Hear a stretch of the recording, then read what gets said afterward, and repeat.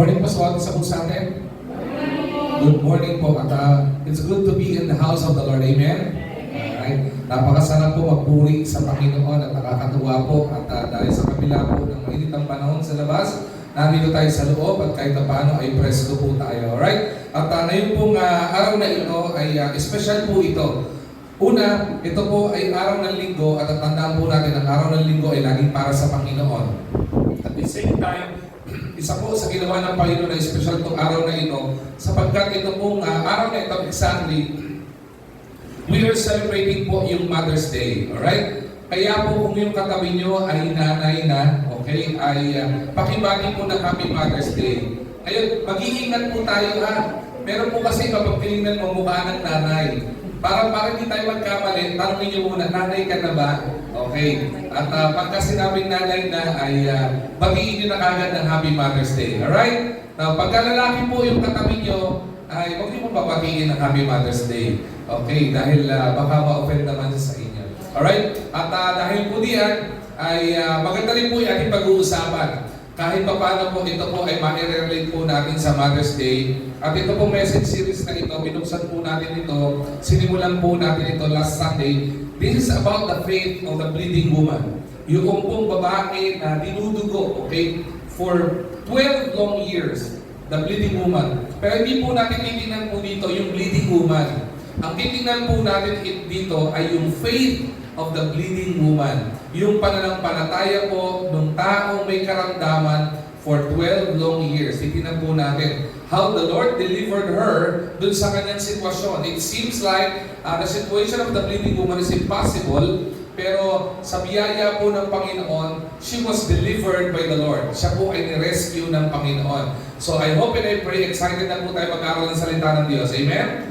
Alright. So ngayon po umagang ito, allow me to share the word of the Lord sa inyo at pinamagatan po natin yung ating message po ngayong umagang ito na touch of faith when desperation meets deliverance. Okay? Touch of faith when desperation meets deliverance. Matthew chapter 9 verse 20 to verse 22. Yan. Open your Bibles with me at naagad po sa screen po yan. Maaari po bang hilingan ng bawat isa na tumayo as we give reference to the reading of God's Word. Alright? Matthew 20 to 22. Okay? Just follow me with your eyes. Babasahin ko po sa inyo. Ito po sinabi ng Balalang Sulatan. Just then, a woman who had been subject to bleeding for 12 years come up behind him and touched the edge of his cloak. She said to herself, "If I only touch his cloak, I will be healed." Verse 22. Jesus turned and saw her. "Take heart, daughter," he said. "Your faith has healed you." And the woman was healed at the moment. May the Lord be blessed upon the reading of His Word. So madali po tayo lumakasabay sa panalangin. And let's ask His presence sa kalagitnaan po natin at gabayan po tayo malinaw maintindihan yung salita po niya. Panginoon namin dakilang Diyos, maraming pong salamat sa napakagandang araw na ibinigay niyo po, Panginoon, sa amin ng pagsamba. Marami pong salamat, Panginoon, for allowing us to celebrate, Panginoon, Mother's Day sa iyong gawain, Panginoon. Na maaaring iba sa amin, pwede mag-celebrate ng Mother's Day outside, sa iba't ibang lugar, pero karamihan po sa amin, inuna po, Panginoon, na i-celebrate, Panginoon, ang Mother's Day sa loob ng iyong bahay-sambahan. At Lord, dalangin po namin, ngayon po umagang ito, samahan niyo po, Panginoon, kami. Buksan ang aming mga puso't isipan, Panginoon. Hiling po namin, tanggalin niyo po, Panginoon, ang anumang distractions na maaari, Panginoon, maging hadlang sa malayong pangungusap ng iyong banal na spirito ngayong umagang ito. Mangusap ka po, Panginoon, sa amin. May maunawaan po, Panginoon, kami na aral at turo, Panginoon, magmula sa example ng pananampalataya ng bleeding woman na kilang Diyos. Lord, itago niyo po ako sa iyong likuran, Panginoon. Gabayan, patnubayan niyo po, Panginoon, ako. Wala pong maihag sa likuran ng pulpitong ito, kundi po ang sa iyong salita po lamang. Kayo pong maitaas at maluwalhati sa pangalan ng Jesus. Amen at Amen. Para na po tayo magsipo. Touch of faith. When desperation meets deliverance. Marami po sa atin siguro, ngayong panahon na ito, ay makaka-relate po dito sa babaeng ito. Okay? Bigyan ko po muna ng konting pahapyaw sa mga hindi po naka-attend dito last Sunday regarding the testimony of the bleeding woman. Ito pong bleeding woman ay, siya po ay isang babae, okay, na nagkaroon ng problema sa kanyang pampisikal na pangatawan. Alright? Alam naman po natin, okay, na ang mga babae, meron po yung mga monthly na dalaw. Unless po, yan po ay talagang hinintuan na ng kanilang dalaw na monthly period. Okay? Pero sa pagkakataon pong ito, yung babae pong ito, for 12 years, okay? For 12 years, hindi po tumigil yung kanyang bleeding. Alright? At alam po natin sa medical o sa mga nasa medical field, maintindihan po natin kapag ka po tayo ay dinudugo at patuloy na dinudugo, technically bababa ang ating dugo. Ibig sabihin, hindi po normal sa katawan ng isang tao. Okay? At ang isang buwan pa nga lang dinudugo ang babae ay mahirap na po yun. Nagiging anemic yung babae. At ganoon din po, iba po sa atin, kapag tuloy na tuloy yung dugo, di ba? Kaya kapag may sugat ang ginagawa dyan, inaampat ang kagad. Kasi pag tuloy-tuloy ang dugo, maaari maging dahilan yan ng pagbaba ng dugo, at yung pagbaba ng dugo, maaari maging dahilan para sa kanyang kamatayan. Alright? Yung po ang sitwasyon nito. Now, hindi po natin tingnan po muna yung physical pong aspect. Nakita natin yung physical aspect no? Pero, tingnan din po natin yung cultural aspect ng time na ito. Bakit po? Sa Jewish culture, okay, sa panahon ng kanya po sa kanya sa nabuhay, sa kultura ng mga Hudyo, ang dugo po ay madumi. Okay? May kadumihan po ang dugo. Alright? Kaya po pagka may mayroong ganitong karamdaman, technically ito po ay nilalayuan. Okay? Kasi sa kanila po ang dugo ay simbolo ng kadumihan o hindi maganda itong sitwasyon na ito. Kaya po itong mga tao ay nilalayuan. Isipin niyo po yung sitwasyon. Okay? Ilagay po natin yung ating pong paa sa sapatos ng babaeng ito. Na ikaw ay may karamdaman ka. Kapag ka may karamdaman po tayo, technically marami po mga tao, bumababa ka ng self-esteem. At the same time, nagkakaroon ibang depression. At ang masakit dito, ang mag-focus na mas malalim pa nila na pagkabagabag sa kanilang pinagdadaanan would be, ikaw ay hindi po pwedeng lapitan based on culture. Hindi po ba? Makakaroon ng epekto sa iyo. May karamdaman ka na ang gusto mo inaaruga ka.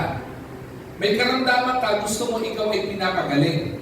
May karamdaman ka, ang mas gusto mo at mas i-desire mo is magkaroon ka ng encouragement. Pero sa kabilang banda, itong babaeng ito, sa kabila ng kanyang sitwasyon, may karamdaman na siya, 12 taon na siya may karamdaman, ang masakit pa po dito ay nilalayuan pa po siya at wala pa siya makausap.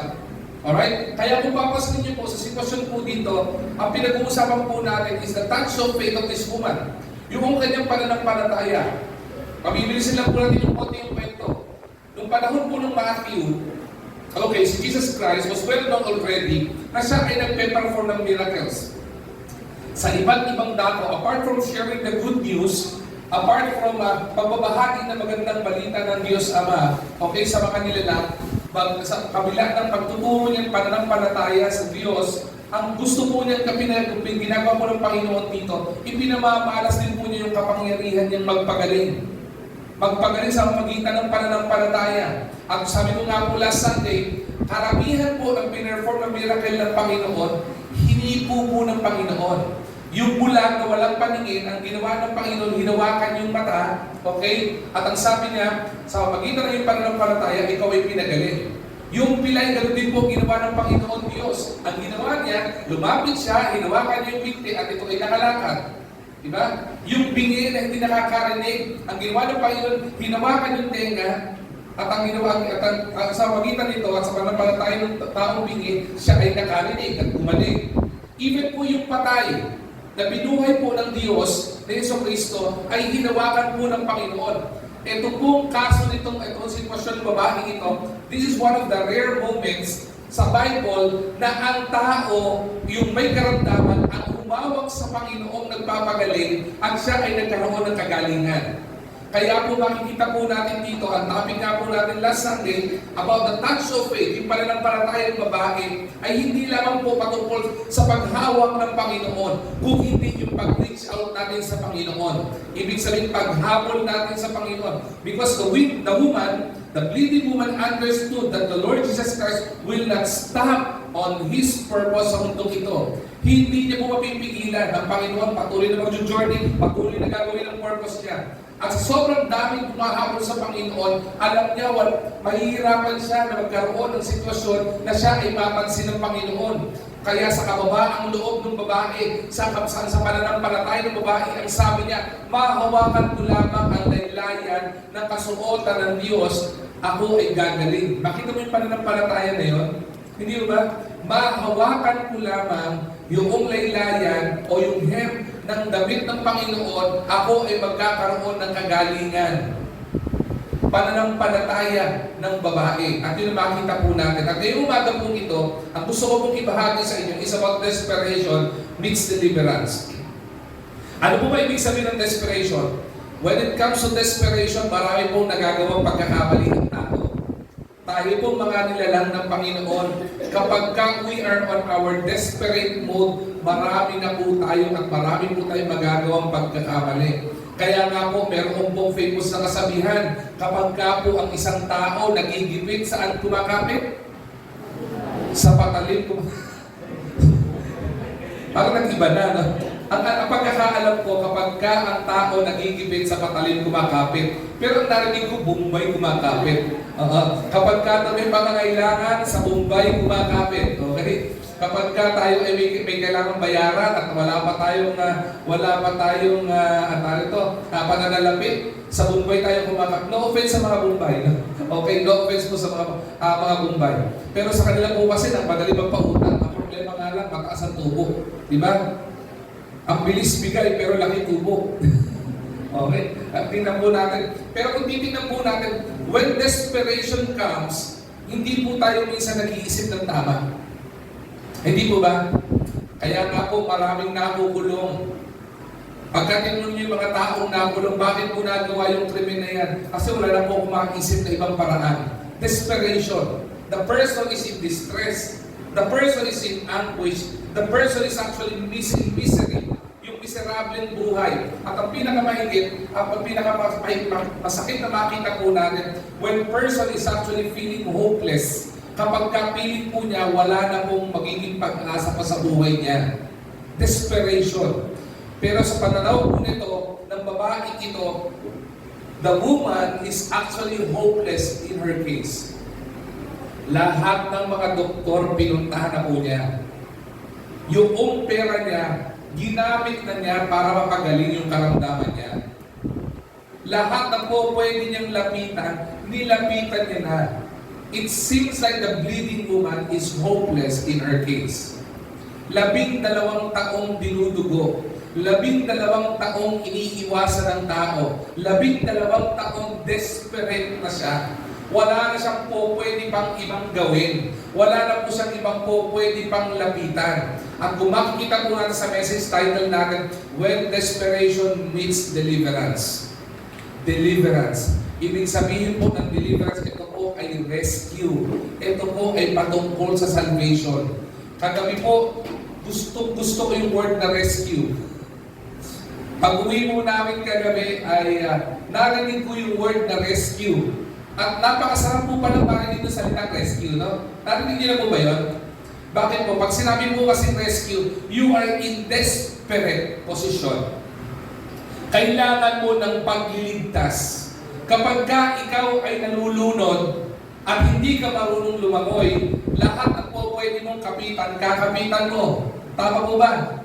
Lahat ng po pwede mong gawin para ikaw ay maligtas, gagawin mo because you are in a desperate position.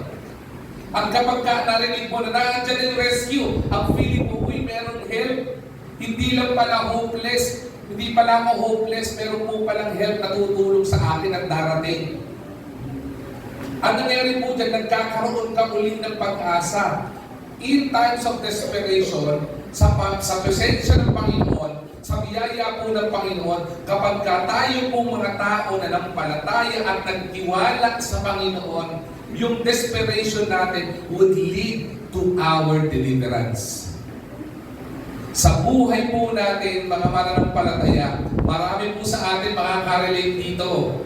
Marami po sa atin in desperate position. May karamdaman kayo. Feeling nyo, naku, wala nang pag-asa. Ito na talaga, wala na talaga magagawa dito. Hopeless case na ito. Wala akong solusyon dito.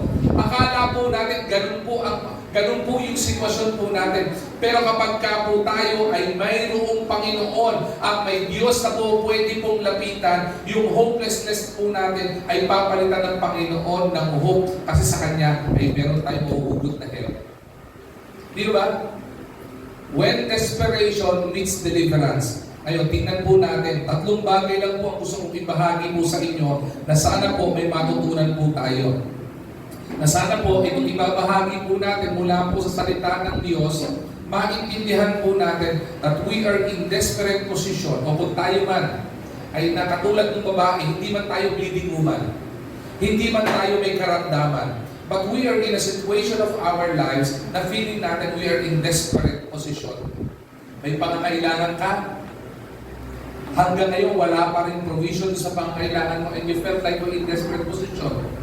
Maaaring naghahanap ka ng trabaho, ilang buwan ka na naghahanap ng trabaho, o taong ka na naghahanap ng trabaho, hanggang ngayon wala ka pa rin trabaho. O kaya naman, ikaw ay sabihin mo natin may problema sa pamilya, may problema sa magulang, may problema sa anak. Mula pagkabata, ito na yung problema ng pamilya mo, and you felt like wala nang pag-asa. Ito na talaga to. Talagang nasa dulo na ng walang hanggan. Desperate na. Ano gagawin mo? Wala na akong gagawin? Susuko mo na to. But I tell you, sa mensahe po ng Panginoon ngayon, ang gusto po niya maibigay po sa atin, in times of hopelessness, there is God's help. In time of our desperation, kung tayo ay matututo lang pong manampalataya at magtiwala sa Panginoon, there is what we call deliverance. There is rescue. There is salvation. Hindi po ba? Tingnan po natin, 3 bagay po na matututunan po natin sa babaeng ito. Ang una pong nakita ng babae, nung time of desperation niya, isipin niyo po the bleeding woman, 12 years na may sakit ng pagdudugo. Pangalawa, sa kultura po ng Hudyo, ang taong dinudugo ay may nalabas na dugo sa katawan, nilalayuan po ito dahil tingin po nila madumi po ito. Okay? Pangatlo, dahil po ito ang kultura, ang dating po dito, wala pong kumakausap sa babae, hindi walang lumalapit. At kung titignan po natin, yung babae ito, para makita natin yung depth ng kanyang desperation, yung babae po ito, lumapit na sa mga doktor, hindi napagaling ng doktor ang kanyang karamdaman. Ang masakit pa nito, paglapit niya sa doktor, hindi ka naman lalapit sa doktor, hindi ka nagbabayad, hindi po ba? So lumapit sa doktor, nagbayad siya, in-exhaust niya yung kanyang resources para mapagaling siya, and guess what? Hindi pa rin po siya gumaling. Kaya nga 12 taon yung sitwasyon na ito eh. At tingnan po natin, ang una po natin matututunan, in times of desperation, for us to experience deliverance from the Lord, ang aral na tinuturo ng babae ito for us to have faith in the Lord is first, for us to recognize our hopelessness. Maintindihan po natin yung pagkawalang pag-asa po natin. Ano po sabi sa Matthew chapter 9 verse 20? And behold, a woman, which was diseased with an issue of blood, 12 years, 12 taon. Sabi ko nga po kanina, she exhausted all her resources. She was physically down. She was physically sick. At dahil sa sitwasyon nito, dahil sa kultura ng mga Hudyo, she was also emotionally sick. Depression, anxiety, walang makausap. Di ba? Pagka wala kang makausap, delikado yan. Karamihan mo walang makausap, pupunta sa salamin. At ang ginagawa niya, kinakausap niya sarili. Di ba? Ang pinakamasakit doon, kapag yung sarili niya sumasagot sa kanya, may problema na doon. Kailangan mo lang tumawag sa Mandaluyong. Ano po meron sa Mandaluyong? Hospital ng mga may problema sa utak o pag-iisip. Di ba? Kaya kung hindi po dito, physically sick yung babae, emotionally down yung babae, hindi lang po yung dalawang yun. She was also financially depleted. Ubus ng resources. Tignan niyo po, Mark chapter 5 verse 26, buksan niyo po ang Bible niyo po. Ang sabi po dyan, she had suffered a great deal under the care of many doctors. And she had and had spent all she had. At sasabi dito, yet instead of getting better, she grew worse. Imbis na magkaroon ng kagalingan, mas lalo pa pong lumala yung kanyang sitwasyon. Kaya kung titingnan po natin dito in Matthew chapter 9 verse 20, apart from her situation, nakita po niya, na-recognize niya sa sarili niya na siya po ay hopeless case na. Bakit po? Akala ko pa tinuturo ng Panginoon may hope. Akala ko pa tinuturo ng Panginoon may help. Eh bakit kailangan po natin magkaroon ng recognition ng hopelessness po natin? Kasi po, at kaya po makikita po natin magandang aral po ito doon sa babaeng ito. Kasi po tayong mga anak ng Diyos, tayo po mga nilalang, hanggat may magagawa tayong paraan, gagawin po natin. Tama po ba? May pangangailangan ka, gagawa ka ng paraan. Pag may pangangailangan ka, pag-pinansyal, gagawa ka ng paraan. Kapag may issue ka sa negosyo, gagawa ka ng paraan para masolve yung problema sa negosyo mo. Kapag may problema ka sa magulang mo, gagawa ka ng paraan para masolve yung relationship niyo ng magulang niyo. Pagka may problema ka sa pinansyal, gagawa ka ng paraan. Kapag may karamdaman ka, lalapit ka sa espesyalista para magawa ng paraan yung solusyon mo o masolusyon yung bagay ito. Pero sabi ng Bible, for when we are weak, then we become strong. After we recognize our weaknesses, after makita po natin yung case natin na wala na akong magagawa, Lord, wala na akong magagawang sitwasyon para sarili kong solusyon na pwede kong gawin, hindi ko po kaya ito. Anong tinuturo ng Panginoon na recognizing ang hopelessness? Ang tinuturo po ng Panginoon, ang makikita sa babaeng ito, yung salita kong surrender.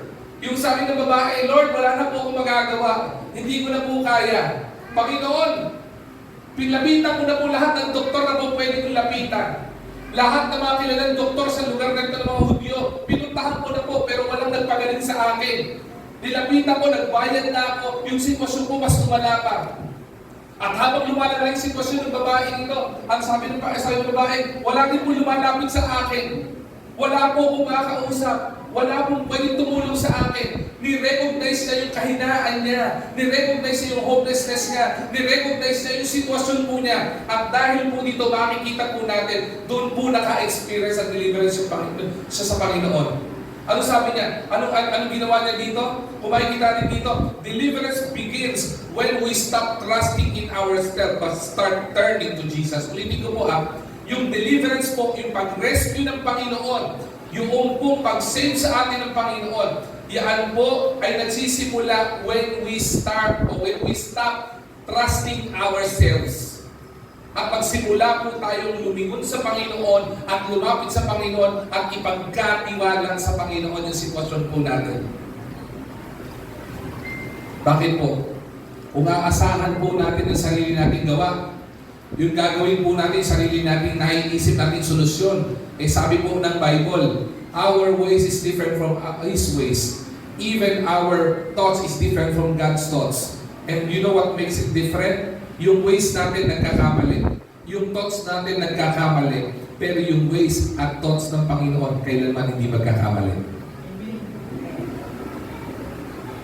Kaya kung makikita po natin dito, may mga pagkakataon, kahit anong kailangan mong rescue, hindi ka ma-rescue ng Panginoon. Alam niyo po kung bakit? Kasi wala po tayong ginagawa kung hindi gawin yung alam natin gawin. At nakakalimutan natin i-surrender sa Panginoon, dapat i-surrender. Alam niyo po, yung ating po pinaka-lead pastor, pinaka-overseer po natin ng pastor, si Pastor James. Iba't nakikita niyo po siya pag nakita ang laki po niya, di po ba? Sa laki po niya, he is an athlete. Sa kanya ko po nakuha po itong bagay na ito eh. At nalaman po namin na mga bata pa po kami, mga pastor, nag-aaral pa lang po kami. Sabi niya, dati siya po ay, nag-rescue. Ano siya? Baywatch. Yun, Baywatch nga, lifeguard. Diba? Gusto ko yung Baywatch kasi macho dating. Kasama pa rin ba sa James Town? Okay? Siya po ay lifeguard. Pag kami nalulunod, siya po ang tumatakbo para lumangoy. Sabi namin sa kanya, Sir, paano po kayo nag-rescue? Kasi tinuturuan po kami, mga batang pastor, bakit po? Ang pastor po, hindi po kami training lang para magsalita sa likuran ng pulpito. Kapag ka po may baha, tinuturuan din po kayo mag-rescue. Kaya po kailangan po yung pastor marunong lumangoy. Kaya po ang pastor marunong din magmaneho. At ang pastor kailangan marunong pumatay ng sunog. Lahat po na po pwede na yung pupuntahan po namin hanggang patay, di ba? Mamamatay pa lang, papatayin pa lang, pupuntahan po namin yun. Trabaho po yun mga pastor eh. Counseling, problema, umiiyak, tumatawa, lahat yung pupuntahan mo. Di ba? May birthday party, pupuntahan mo. That's part of the ministry of the pastor. Sabi namin, pastor, kasi kailangan din namin yun eh. Lalo pa ako ng mga undoy, bumabaha. Paano mo mag-rescue, pastor? Sabi niya, bibigyan kayo ng tip ha. Pag may i-rescue kayo nalulunod, pag nakita nyo malakas pa at pumipiglas pa, huwag nyo munang i-rescue. Sabi niya, bakit pastor? Hindi ba dapat i-rescue mo na kagad yun? Kasi buhay pa eh. O may lakas pa eh. Sabi niya, you don't do that. Bakit? Kasi pag ni-rescue mo, yung malakas pa, pumipiglas pa, maniwala ka, masasama ka sa kanya malunod. Bakit? Ang taong desperate, okay? Mananakit yan. Hindi mag-iisip ng tama. Tama ka naman. Sinubukan po namin. Si Pastor BJ po, sorry, gagamitin ko Pastor BJ yan. Siya lang po ang nakagawa nito sa lahat ng pastoral staff. Hindi po namin nagawa ito kay Pastor James. Sabi namin, nag-outing po ang IBC Manila eh. Pag-tisip tayo sa Bulacan, swimming. Sabi namin, turuan natin si Pastor BJ mag-swim. Diba? Sabi namin, tanong ka Pastor BJ? Hindi po. Talong ka! Sabi niya, hindi po. Talong ka, hanggang dito lang yung tubig eh. Manulunod po ako. Hanggang dito nga lang. Diba? Pag tumalong ka, baka mabalian ka pa eh. Diba? Ang baba lang eh. Talon siya, baba lang pala. Ngayon, sinubukan namin siya. Siya matututo dun eh, di ba? Sinubukan namin siya sa mas malalim. Pero ano si Pastor James? Okay? Sabi niya Pastor James sa kanya, Jay, talon! Di ba laki ng boss si Pastor James? Di ba sa laki niya? Jay, talon! Sabi Pastor BJ, halilo. Jay, talon, nandito ako. Pasalayin kita. Hindi po. Jay, lifeguard ako. Talon! Ayaw tumalon. Siyempre, kami na po mga mapapagmahal na pastor, mapagkaruga, huwag niyo pong pilitin. Ayaw pong tumalon eh. Binunggol namin. Nalaglag si Pastor BJ. Hulaan niyo ginawa niya. Pagtalon niya, nagkakawag-kawag siya. Siyempre, hindi pa marunong lumangoy eh. Nagkakawag-kawag siya at ang ginawa lang ginawa kundi sa kalit si Pastor James. Nakayakap siya kay Pastor James. Na tipong, nakita namin si Pastor James, kulay orange, siya ganda ng kulay, di ba? Mga 30 seconds, violet na si Pastor James eh. Kasi yung kapit niya kay Pastor James, mas mahigpit pa sa yakap ni Ate Isa. Monti ka magselos sa asawa niya eh. Diba? Nakayakap siya, ganun. Sabi ni Pastor James, Jay, bitaw. Jay, bitaw. Kasi talaga mahigpit eh. Ang laki ni Pastor James, kaya naman itulak ni Pastor James eh. Sabi ko, ang tindi ng yakap ni Pastor BJ eh. Ginawa ni Pastor James sa kanya, tinadyak siya kalayo. Layo siya eh. O langoy. O makakalamoy ka naman pala eh. Alam niyo bakit? Para nagsuswimming lang yan. Kapag ka isang tao nalulunod, in desperation, wala siyang gagawin kundi umawak sa kuwebe niya, hawakan niya. At kahit na yung rescuer na ang nandyan sa kanya, ang gagawin niya, hahawakan niya ito at ipipress sa baba ito para gawin niya, iangat niya yung sarili niya. Remember, meron pong famous sa mentality ng Filipino, ang tawag dyan crab mentality. Maiangat ka lang, matatapa ka ng iba para ma-rescue ka. Ang problema, yung rescuer mo, ibinababa mo, papatayin mo. Pag namatay yung rescuer mo dahil nalunod mo, ang mangyayari sa tingin mo ma-rescue ka, patay ka din. Bakit? In desperate position eh. Ganon din po tayo eh. If we are in desperate position, wala tayong ginawa kundi gumawa ng sitwasyon o solusyon ng sarili natin. But meron tayong isang nakakalimutan palagi. Nakakalimutan natin palagi na lumapit sa Panginoon at magpa-rescue sa Panginoon. Ngayon, tayo mga mananampalataya, ang Panginoon naman po lagi naandyan eh. Ang Panginoon naman po hindi nagkukulang eh. Ang Panginoon po hindi nagtutulog eh. Ang Panginoon kapag lumapit po tayo, hindi po sarado ang kanyang tenga. Bukas po ang kanyang tenga sa ating mga panalangin eh. Pero ang problema sa atin, naandyan ang Panginoon, naandyan ang rescue ng Panginoon, pero ginagawa mo pa rin ang gusto mong gawin. Kaya kung makikita po natin, ang nakita po natin sa babaeng ito, bleeding woman ito, na-recognize niya po muna yung hopelessness niya. Panginoon, I surrender. Alam ko po, Panginoon, hindi mo ako ma-rescue kapag hindi mo ako sumuko eh.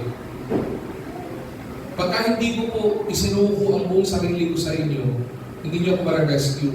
Kaya pag may nire-rescue na lulunod, ang sasabihin ng rescuer sa iyo, taas mo kamay mo. Diba? Relax ka lang. Huwag kang gagalaw. Diba?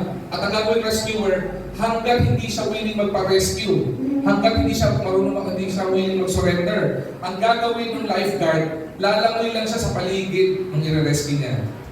Ito ganun, pastor. Ganun lang po gagawin niya. Oo, lalangoy lang namin siya sa paligid. Makikita namin siya, lulubog siya ng konti, aangat siya. May lakas pa. Lalangoy siya.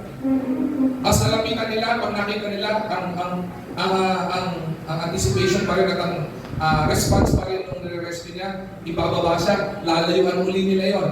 Lalagoy siya sa paligid nun. Pero pag nakita na nila yung tao, willing na mag-surrender, rescue niyo na po ako. Hindi na ako makagala, malulunod talaga ako. Tsaka lang nila hatakin yun para i-rescue. Ganun din po sa atin. The Lord is always willing to rescue. He's just around the corner. He's just beside you, willing to rescue you. But the question is, in our hopelessness, are we recognizing it? And at the same time, are we willing to be rescued by God? Marami po sa atin lalapit sa Panginoon, Lord, kailangan ko ng rescue! Lord, kailangan ko ng deliverance! Lord, kailangan ko po kayo! Talaga kailangan mo? Bakit ginagawa pa rin gusto mong gawin? Malala na yung sitwasyon mo eh. Hindi ka pa rin nagpaparescue sa Panginoon. Just like the bleeding woman. Sabi ng babae ito, I exhausted all my resources. I am physically sick, emotionally down, financially depleted, and I have nowhere to run, no one to rescue, but Jesus Christ alone. Recognizing our hopelessness. Maintindihan po natin, desperation becomes a divine opportunity when we admit, Lord, I can't, but Lord, you can. It is an admittance ng ating kahinaan. Desperation, nagiging divine opportunity ng Panginoon. Pagkilos ng Panginoon sa buhay natin, na makita natin, kaya ni Lord. At hindi natin kaya. Kahit anong pilit natin, may mga bagay sa mundo itong kaya natin gawin. Pero may mga bagay na hindi natin kakayanin gawin kung wala ang tulong ng Panginoon. Let us not hide on our need. Bring it humbly before the Savior. Huwag tayong umikot-ikot doon sa pangailangan natin. Huwag tayong mag-dwell doon sa kahinaan natin. Huwag tayong mag-dwell doon sa pangailangan o kahinaan man natin. Ang gawin natin, lumapit tayo ng papakumbaba sa Panginoon. Lord, kayo po ang kailangan ko because I know you can. My situation right now is impossible. I am in desperate position ngayon, Panginoon. But I know, Lord God, in your presence, I will experience rescue, salvation, and deliverance. Recognize our hopelessness. Pangalawa po, hindi lang po recognize our hopelessness, pero makita po natin, ito na po yung action na ginawa ng babae. Hindi lang niya i-recognize yung kanyang kahinaan, hindi lang po niya i-recognize yung kanyang kababaang loob, yung kanyang kalalahan na sitwasyon niya, kundi ang ginawa niya, she reached out in humble faith. Kaya po sabi sa Matthew chapter 9 verse 21, she said within herself, if I may but touch His garment, I shall be whole. Maahawakan ko lamang po ang laylayan niyo. Ulitin ko po kanina po, ang sinabi ko po sa inyo, majority of the miracles the Lord Jesus Christ performed, is that when somebody approached Jesus Christ in faith, may pananampalataya, anuman ang sitwasyon, patay, pipi, bingi, hindi makapaglakad, anuman ang sitwasyon, ang ginagawa ng Panginoon, hinahawakan niya ito. Alright? At ang sasabihin niya palagi, I would challenge you to open your Bibles and study the Word of the Lord. Lahat po ng pinagaling ng Panginoon, na hinawakan ng Panginoon, ang sasabihin niya, your faith has made you healed. sa iyong pananampalataya, kaya ikaw ay gumaliw. Okay? Itong babae pong ito, kakaiba. Hindi nga po kamay ang hinawakan niya. Hindi po physical attribute ng Panginoon ang hinawakan niya. Ang pananampalataya niya, kahit dulo lamang po ng laylayan ng damit mo ang mahawakan ko, alam ko po makaka-experience ko ng kagalingan. Alam niyo po bakit? Nakaintindihan po ng babaeng ito na hindi lamang sa kanyang pananampalataya sa Panginoon siya magkakaroon ng kagalingan, kundi sa presensya din ng Panginoon. Hindi naman po nagpapagaling yung hem yung laylayan eh. Ang nagpapagaling yung may suot ng damit. Hindi mo ba? Pero alam niya na yung sa sobrang dami ng lumilibot sa Panginoon, mahawakan ko lang, maramdaman ko lang yung presensya ng Panginoon. Kahit sa laylayan ng damit niya, alam ko magkakaroon ako ng kagalingan. What a specific faith na meron itong babaeng ito. Yung faith niya, hindi lamang faith na sinasabi. Yung sinasayang faith na naniniwala ka sa Panginoon, nananampalataya ka sa Panginoon. Marami pong tao ganun eh. Naniniwala ka sa Panginoon. If I will ask everybody right now in this room, na sino po may pananampalataya sa Panginoon, hindi mo na kayong patataasin ng kamay. Because everybody would say, naniniwala ka sa Panginoon. Everybody would say, naniniwala ka sa miracle na ginawa ng Panginoon. Pero ang tanong, willing ka ba na ma-experience ito? Ang dami pong mga gusto magparescue sa Panginoon. I would remember, meron pong isang illustration. Sabi ng isang illustration, meron ng isang lalaki, nahulog siya sa cliff. Okay? Pag nalaglag niya sa cliff, ang nangyari ay napakapit siya sa isang sanga na nabubulok na sanga na. Na dahil sa bigat niya, unti-unti na ito nagka-crack.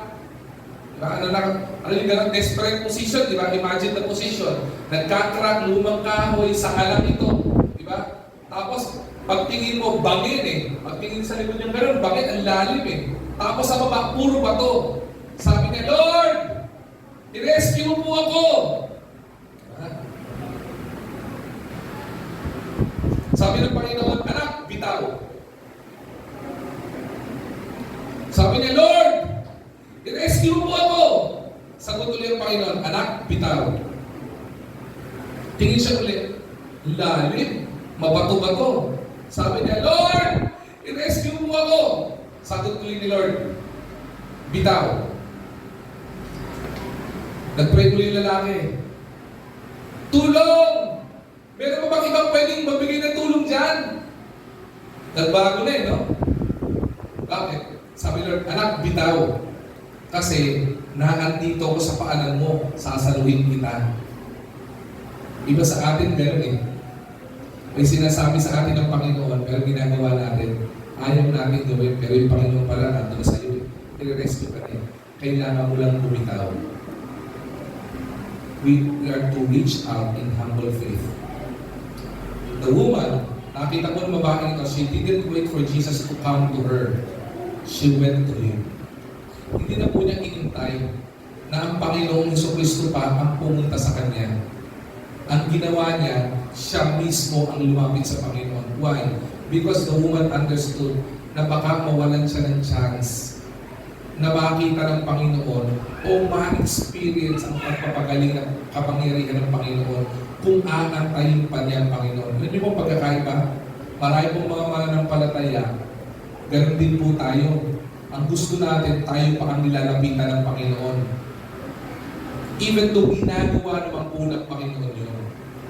Pero may matututunan tayo sa bahaing ito. Kung ang Panginoon busy, at siya lang ang kailangan mo isolusyon sa iyo, anong gagawin mo? Hindi ba't ikaw ang hahabol sa Kanya? Ikaw ang pupunta sa Kanya. Ikaw ang mag-a-adjust para sa Kanya. Sa mga nag-a-apply po ng trabaho, total summer na ngayon, ito yung mga season na nag-a-apply ng trabaho. Pag ang graduate mo, mag-a-apply ka ng trabaho.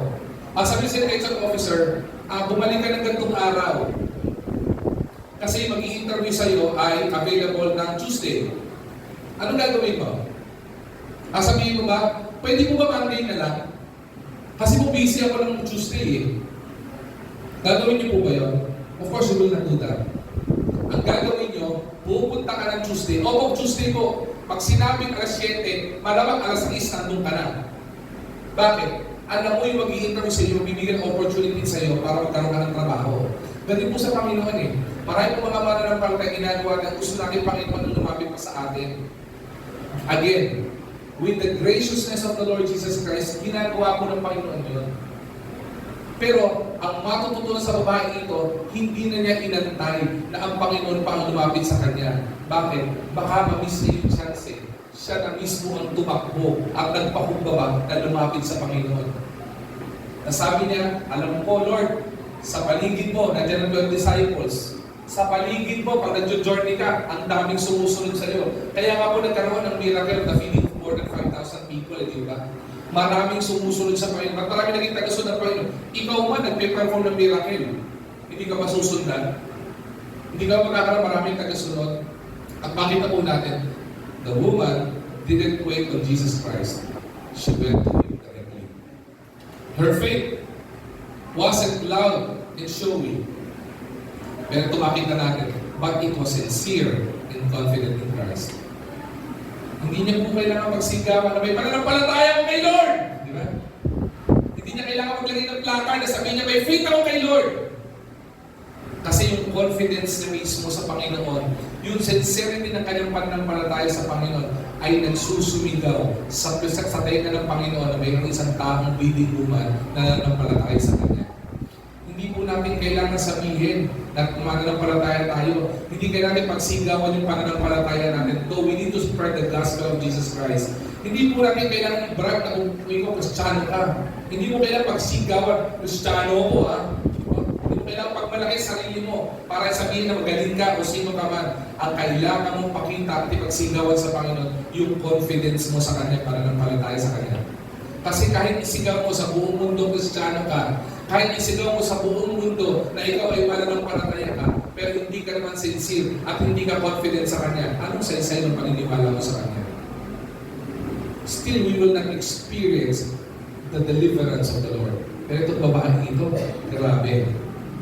Nagsumigaw sa pandinig ng Panginoon yung confidence niya sa Panginoon. Lord, ikaw lang ang makakapagpagaling sa akin. What lesson should we learn in this sabihin natin, in this point? Matututunan po natin, faith is not about how strong your grip is. It is about who you are reaching for. Hindi po ito kung gaano ka higpit yung hawak mo sa laylayan ng suot ng Panginoon. Pero ito ay patungkol po dun sa action mo na ikaw, dahil nananampalataya ka sa Panginoon, willing ka to run after the Lord Jesus Christ. Lord, I'll follow you. Lord, mahawakan ko lang yung presensya mo, okay na ako. Makita lang kita, Lord God, kumpleto na ako. Why? Because when we reach for Jesus through prayer, when we reach through Jesus through His Word, makita po natin, when you tap into hope and healing, you will experience hope, you will experience healing, we will experience wholeness at tulad ng babae. Bakit? Naalala niyo po yung last point last Sunday? Anong binigay ng Panginoon? Ang ginamit ng Panginoon doon, and the Lord has made you whole. Binuo siya ng Panginoon. Kasi naintindihan po ng Panginoon, hindi lang po kagalingan ang kailangan ng babae ito. She was physically ill. She was emotionally down. She was financially depleted. Sobrang discouragement, di ba? Ito yung pag sinasabi natin, Lord, bakit pag nagpaulan ka ng pag nagpaulan ka ng pagpapala, yung payong ng kapitbahay mo nakabaliktad, salo niya lahat eh. Pero pag nagpadala ka ng pagsubok, bakit yung payong ko naman nakabaliktad? Parang salo ko lahat. Di ba? Kaya nga po merong famous na thought eh, when it rains, it pours. Parang feeling mo, kaya nga may mga iba, baka may naniniwala pa sa atin sa malas ha. Pag mananampalataya na po tayo, huwag tayo maniniwala sa malas. Alam niyo po bakit? Hindi kayo suswertehin. Parang mali pa rin yun, ano? Hindi tayo naniniwala sa malas, hindi tayo naniniwala sa swerte, naniniwala tayo sa biyaya ni Lord. Yun po dapat natin maintindihan. Kaya ang babae pong ito, ang na-experience yung pagkabuo, binigay na ng Panginoon ng kagalingan sa kanya. Hindi lang kagalingan, binuo siya ng Panginoon. Because the Lord knew she was broken. Right? Kaya sabi doon sa verse 22, tinawag siya, my daughter. Sipin nyo, mahalaga sa isang tao na may sakit, na nilalayuan ng tao, nilalayuan ng mahal sa buhay, tapos mayroong isang tatawag sa iyong anak. Words of the Lord, the word of the Lord, and the word that comes out from the mouth of the Lord na nagsasabi, you are adopted in my kingdom. Ginawa kitang anak ko. Diba? Kaya po, maganda po may mga nakikita ko tayo, di ba nakauso yung mga ganitong tawag, kanyari tawagin mong anak. Kapag ka tinawag ka ng isang taong anak, ibig sabihin, ikaw ay sabihin parang technically hindi man legal, pero ikaw ay tinatratong anak. Ibig sabihin, welcome ka sa tahanan niya. Ganun din ang Panginoon. Welcome na yung babae sa tahanan ng Panginoon. Kaya nga binuo siya eh. Yung panahon na nilalayuan siya ng mga sa buhay na sa karamdaman niya, nung tinawag siya ng Panginoon, anak, naramdaman niya yung encouragement na kahit pa paano, alam niyang madumi na sa karamdaman niya, merong tao nagpagaling sa kanya at minahal siya. At yan ay walang iba kundi yung Panginoon. I was similar to the bleeding woman. May pangailangan, may karamdaman, nilalayuan ng kung sino, pinagdidirihan ng kahit sino, inaatake ng anxiety, inaatake ng depression, may mga pangailangan, financially depleted, di ba? Hindi mo alam kung saan kukunin ang resources mo, but all we need to do is follow the faith of the bleeding woman. Reach out to Jesus Christ in humble faith. At ang panghuli po, at ang pinakamaganda po dito, ay makita po natin ano po yung na-receive ng babae ito. The woman received his healing touch. Ano pong sabi? Matthew chapter 9 verse 22. Ang ganda po dito, papunito ko po ito eh. At ang sabi ng Panginoon dito, Jesus turn! Ito po yung tagpo na nahawakan po yung babaeng bleeding. Nasisipa-sipa siya, bakit po? Gumagapang siya para mahawakan lang po yung layan ng damit ng Panginoon eh. Diba? She was being pushed over. Pero sabi ng Panginoon, nung may umawag sa laylayan, Jesus turn, huminto ang Panginoon. The woman caught the attention of Jesus Christ. Sabi niya, Jesus turned and said, Daughter, be of good comfort. Thy faith hath made you whole. Or hath made thee whole. Sipin niyo po yun. Yung iba, mahawakan ka lang eh. Umiikot mo, sino yun? Ang Panginoon hindi eh. Pagharap ng Panginoon, nalaman niya, sabi niya, Daughter, diba? Be of good comfort. Nalaman niya kagad sa sitwasyon ng babae eh. Alam niya yung babae, dumadaan sa matinding pagsubok eh. Alam niya yung babae, dumadaan sa pangungutya eh. Alam niya yung babae, iniiwasan eh. At alam niya yung babae, kailangan ng comfort. Sabi ng Panginoon, be of good comfort. Bakit? Ito yung na-receive niya. Because thy faith hath made you whole.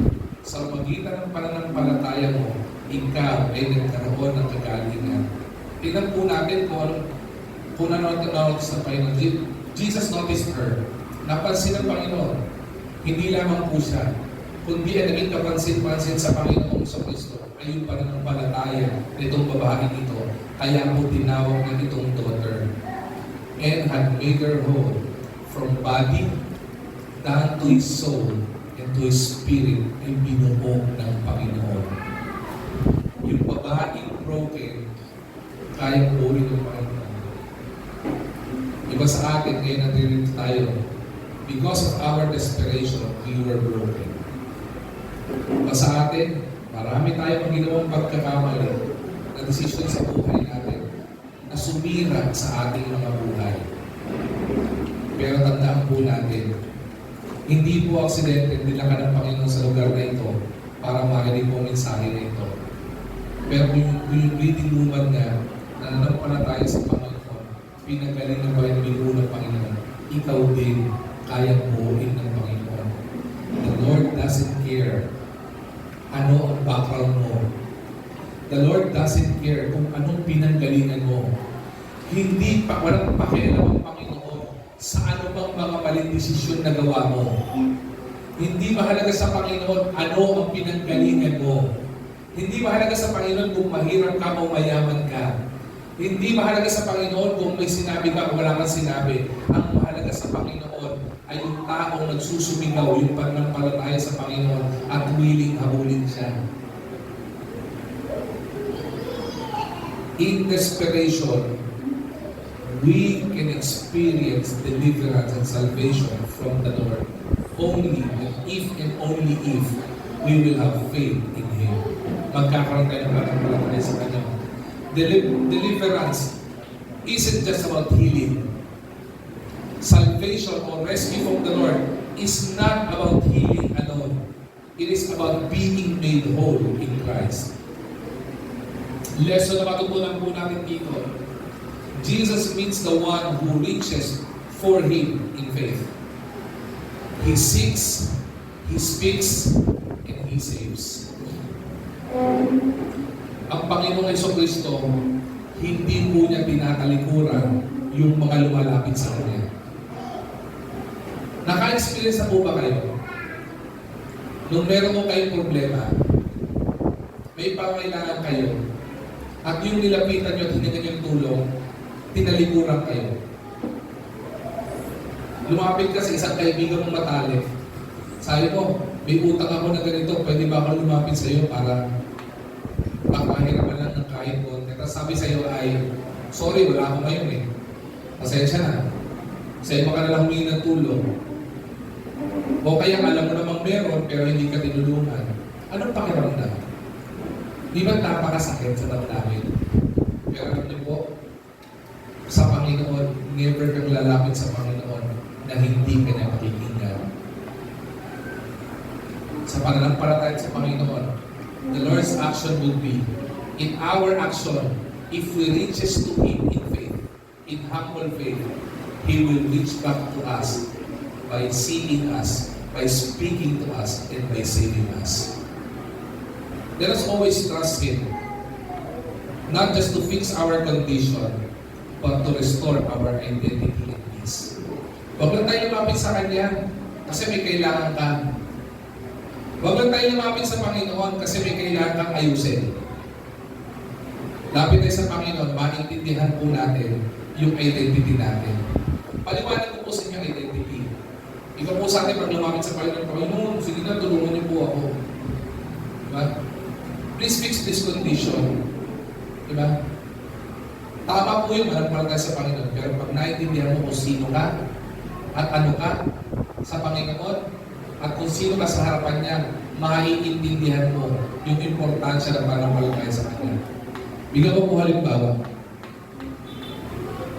Kung po si Gian, Kuya Gian, takas ka na kamay yan. Si Kuya Gian, ang pogi niya, medyo close ang itsura niya kay Pastor BJ. Yan, dapat, parang anak na parang anak. Pagdating isa sa Pastor BJ, si Gian, natutuwa ko sa batang ito. Not to commend him. Pero itong bata ko ito, sa mayang people, marami tayong mayang people matatapat. Pero itong bata ko ito, pero nakita kong katapatan dito. Iba-iba po sila ng gift eh. Pero itong bata ko ito, ewan ko, I do have a portion of my heart sa bata ito, lalo tingin pagdating sa katapatan sa Panginoon. I'm so impressed how he do ministry. I'm so impressed sa kanyang growth sa pananampalataya. And one way or the other, tinatato namin anak yan. Ang tanong, physical na anak ko ba to? Diba? Anak ko ba to by contract, by document, or by virtue of blood? No. Diba? Tignan niyo po ito. Si Kuya Doy, yan. Medyo mas maraming ang mukha niya sa akin. Alam niyo po kung bakit? Doy, ngayon ko lang sasabihin to ah. Kaya medyo ampun ka lang talaga. Joke lang. Ampun ka lang. Kasi taka mo, hindi joke lang. Si Kuya Doy, anak ko po yan. By virtue of blood, anak ko yan. By document, birth certificate, anak ko yan. Wala ko itatago, anak ko yan. Pag tinanong niyo po, hilag siya ng mukha niyan, alam mo, anak yan, anak ko yan. Hindi ba itatatwa? Dahil anak ko po siya, tinanong niyo po yung identity nito ah. Dahil po, anak ko po yan, pag pumunta sa bahay yan, Hindi po niya kailangan magpaalam sa ref. Dad, pwede bang kumuha ng pagkain sa ref? Hindi niya po kailangan gawin yun. Alam niyo po kung bakit? Meron siyang full access doon kasi pagmamayari ng tatay niya yun at pagmamayari ng mga magulang niya yun at kung ano man ang meron doon, pwede niyang sa kanya. Unless i-restrict ko siya doon. Bakit po? Identity kasi yun eh.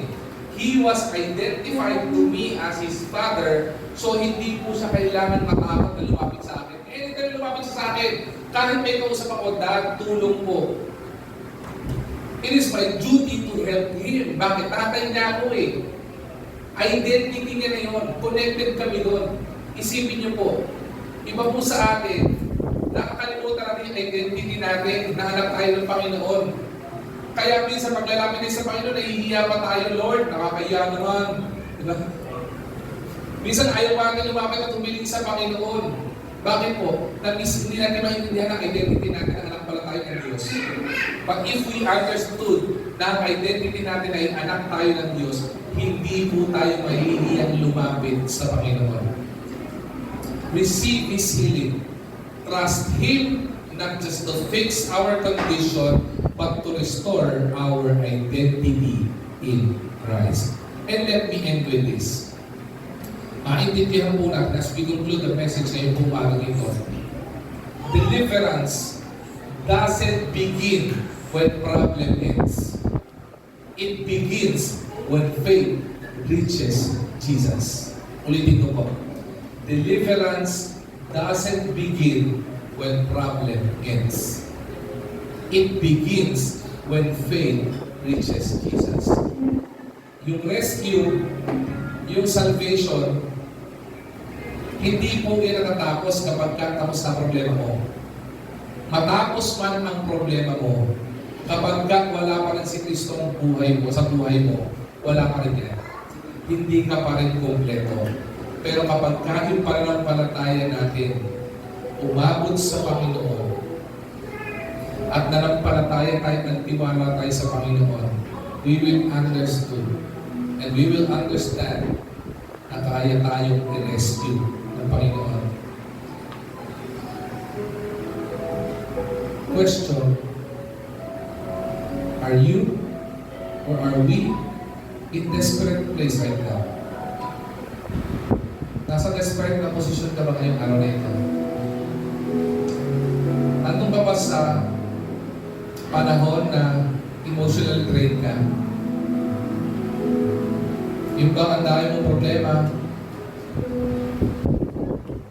You're emotionally down. Yung ba pumapasok sa puso mo yung anxiety? Diba? Pumapasok yung depression.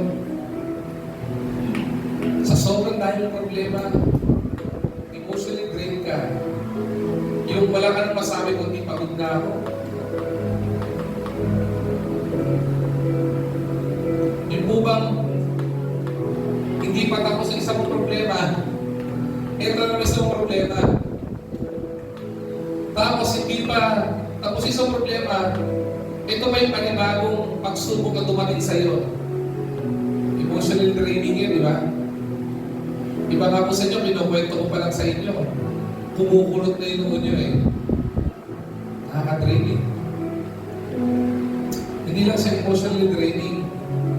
Kapag ka ikaw may problema ka, at may bigatin ka, at sunod-sunod yan, it is also physically draining. It's physically weakening ourselves. Diba kapag kami bigatin ka, ang ginagawa mo, di ba iniisip mo ng iniisip? To the point na hindi ka makatulog. Mas hindi ka makatulog, hindi ba kompleto ng 8 hours sleep? Ang nangyayari sa'yo, it weakens your body. Bumababa yung immune system mo, nagkakaroon ka ng sakit. At kapag nagkaroon ka ng sakit, dadagdag uli sa problema mo yun. At ang pinakamasakit dito, yung spiritually draining, spiritually tiring. Meron po ba sa atin, salisigin lang po natin sarili po natin ngayong umagang ito, yung pinagdadaanan mo pagsubok ngayon, na iniisip-isip mo tuwing gabi, tuwing umaga,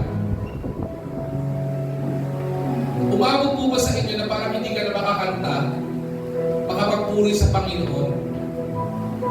To the point of, ano yung kinanta kanina? Nararapat ka sa papuri. Pero habang kinakanta yun, ng mga nasa katabi mo, ang tinatanong mo sa sarili mo, nararapat ka po ba talaga sa papuri, Lord God? Dapat ka po bang purihin? Yung nagdududa ka na sa kapangyarihan ng Panginoon, yung ba nasa brink ka ng pagtalikod sa Panginoon? Nasa brink ka, sa dulo ka na ng pagsuko, yung ayoko na, Lord. Nagtitiwala naman po ako sa iyo eh. Lord, naglilingkod naman ako sa iyo. Lord, nagpapakatapat naman po ako sa iyo. Lahat naman po ng sinasabi niyo, sinusunod ko. Pero yung nagtatanong ka na, Lord, bakit ako? Marami namang hindi nagtatapat. Bakit mas mukha pang yung pinagpapala? Marami naman tumalikod sa Panginoon. Bakit pinaganda ng buhay? Nagdududa ka naman sa Panginoon? Nagdududa na po ba tayo sa Panginoon? Pero alam niyo po, sa kabila nung pinagdadaanan natin, though it is emotionally draining, it's physically weakening us, it's spiritually tiring. Kung gusto mo nang bumitaw, sumuko sa pananampalataya mo. Yung narinig ko yung mensahe ng babae ito, na sinasabi, sinisig ko sa inyo babae ito, don't give up. Huwag ka susuko. Recognize your hopelessness. Because in time of hopelessness, there is God's help sa buhay mo. In times of feeling mo walang nakikinig sa iyo, walang po pwedeng tumulong sa iyo, if and only if we will reach out to God in faith, maniwala tayo sa Panginoon at manampalataya tayo sa Panginoon, maintindihan natin na kaya pala tayong i-rescue ng Panginoon. Ang gusto lang ng Panginoon, surrender ka. Lord, ayoko na, pagod na ako na ginagawa yung ginagawa ko. Pagod na po, Panginoon, ako na gamitin yung solusyon na alam ko na hindi naman ay tutulot na mabuti, walang tutulot na mabuti sa akin. Maybe this would be the time na sumo ko sa iyo, Lord God, at yung pamaraan mo, ang panampalatayanan ko, yung idea mo, yung sundin ko, yung pinag-uutos mo, yung gawin ko. Believe it or not, just like the bleeding woman who reached in faith, received deliverance from the Lord. Her miracle began with a touch of faith in the hem of the blood of Jesus Christ. Alam niyo po paano ginawa niya? Sana po itong gawin natin. Una, we need to have a determined heart. Yung bukang puso na willing umabol sa Panginoon. Lord, I just want to follow you. I just want to follow you. Sumunod, na makita natin, the woman didn't came with a determined heart alone. She confessed a decisive faith. Lord, kayo lang. Ikaw lang, Panginoon, ang mayroong kakayanan sa buhay ko ngayon. At ang panghuli, she connected with the divine healer. That's why she experienced divine healing. Ganun po ba tayo ngayon? Is that what we need right now? To the mothers who are here, iba sa atin, makaka-relate po tayo dito. Because many mothers, nakakatuwa po, many mothers live in faith. Titingnan niyo po, even in our church, ang population ng babae mas marami kaysa sa lalaki. Mothers live quietly in faith. Live consistently in faith. Kaya po hangang-hanga po ako sa mga narin na naririto. Yung nakikita ko, na kahit may mga edad na nasa church, kahit na may mga edad na, inilalapit at inilalapit sa Panginoon, sana Panginoon, maligtas yung mga anak ko. Sana Panginoon, makakilala yung asawa ko.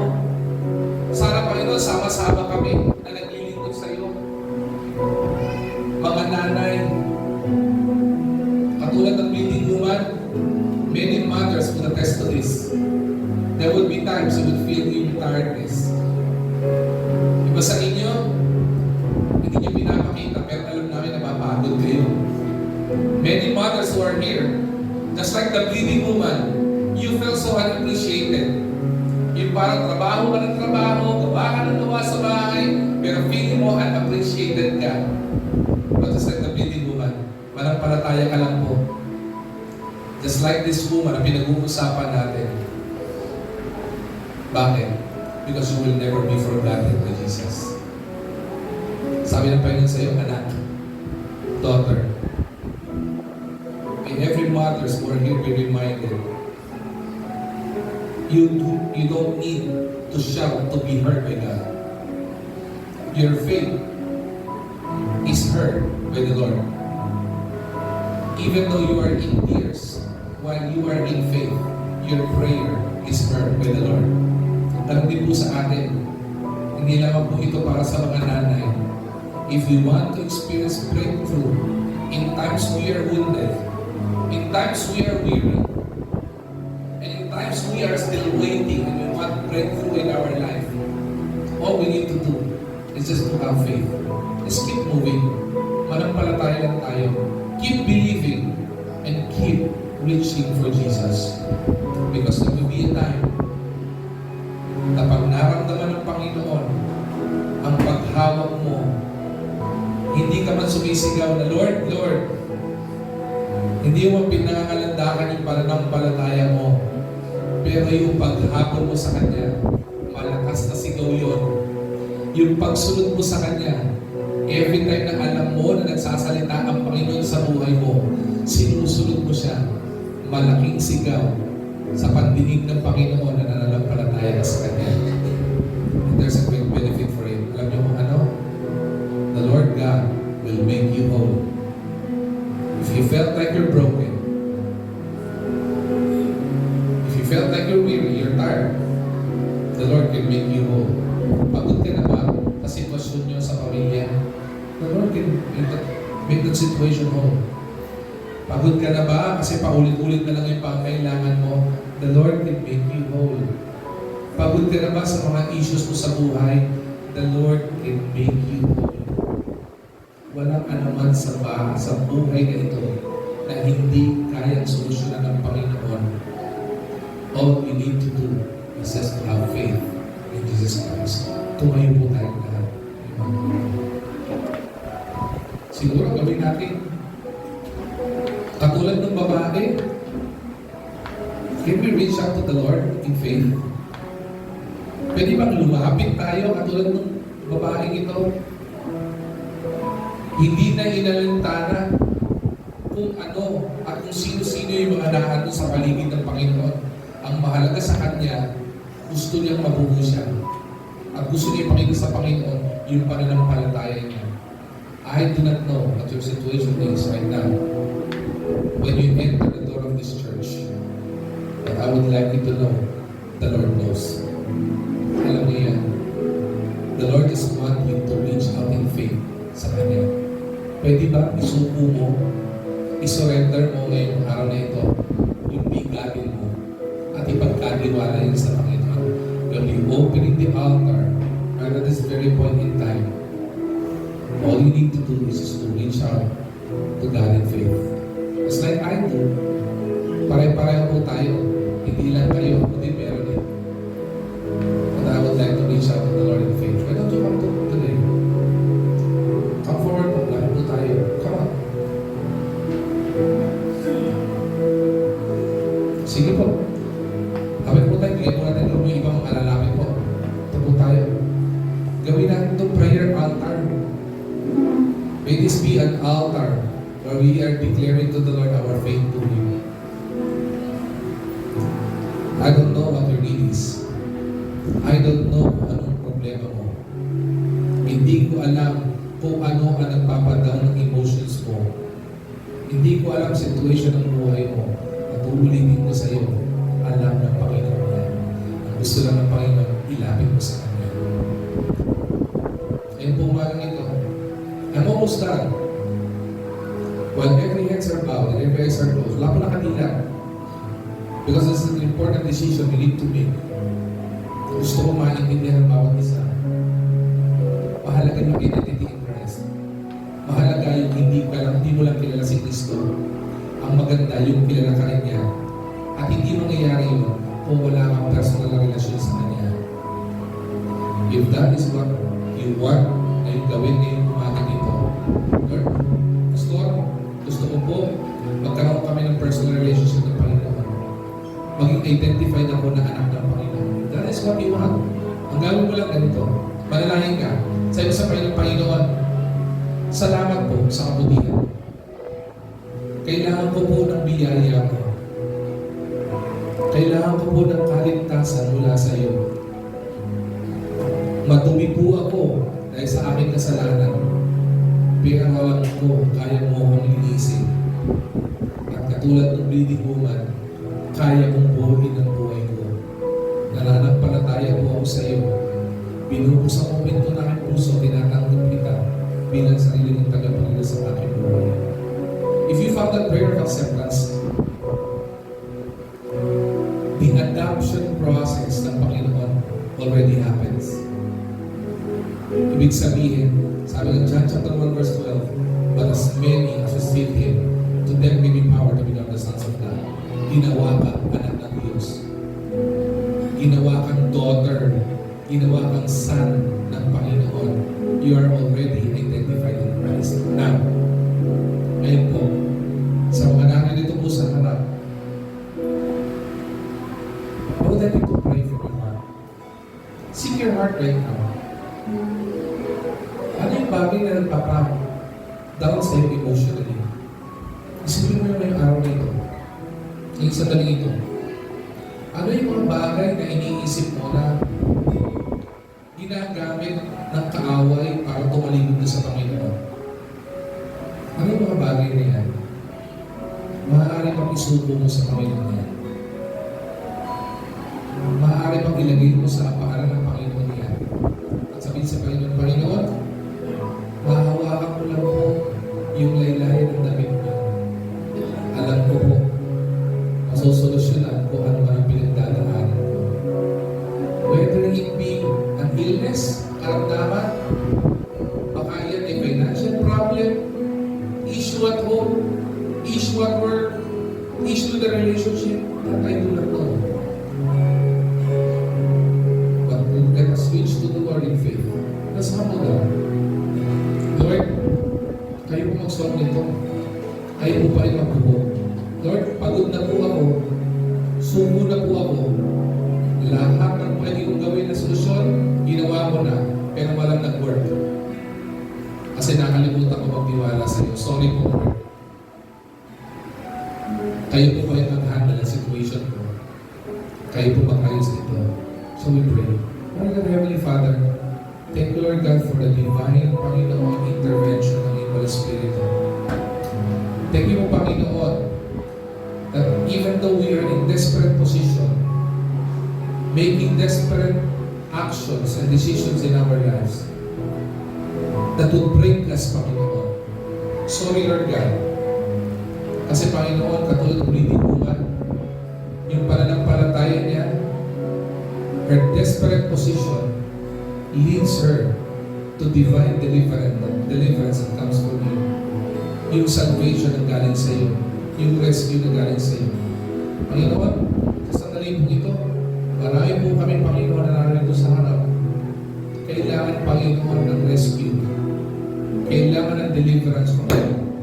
Kailangan ng pagkilos mo, Panginoon. Whatever, Panginoon, yung bigatin, Panginoon, ng puso, Panginoon, ng bawat isa sa amin na narito sa harapan. Whether man nasa upuan din po, Panginoon. Kayo nga po, Panginoon, ang magtuwid nito, Panginoon. Kayo ang magbuhok. Kung may mga katanungan kami, Panginoon,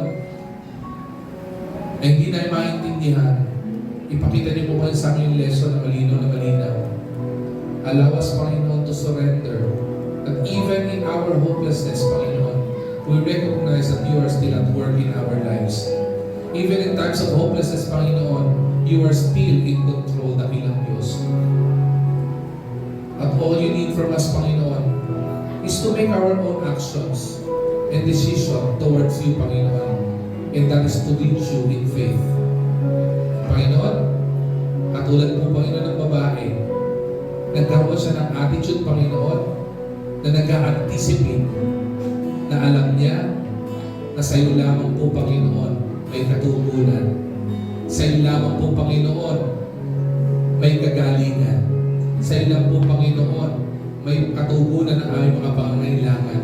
Sa iyo lang po, Panginoon, may katugunan ang relationship na nasira na kayang buuin ulit. At katulad, Panginoon, hindi po namin ipagsisigawan lamang, Panginoon, pananampalataya sa iyo, Panginoon. But we will come to you, Panginoon, in confidence. May pagtitiwala, Panginoon, na with you, Lord God, nothing is impossible. Lord God, I pray, Panginoon, that you would bestow your hands of blessing to each and every one of us. In His name we pray. Amen and amen.